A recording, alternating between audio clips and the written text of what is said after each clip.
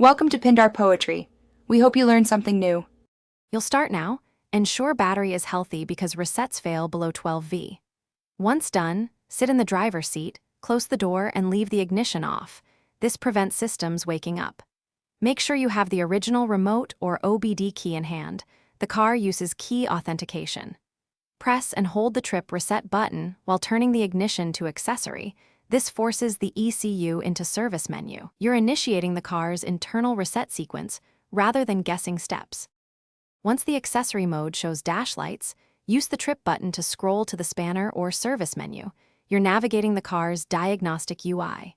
When you see the service item, confirm by briefly switching ignition off then on or pressing the main button depending on your 308 model. This completes the selection and tells the ECU you want to clear the code. Make sure to read prompts.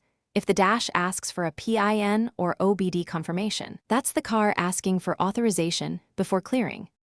You finish by selecting Reset or Yes and waiting for the confirmation message.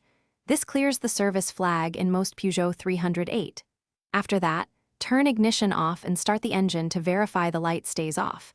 If it returns, you must scan with an OBD tool because the light signals an unresolved fault.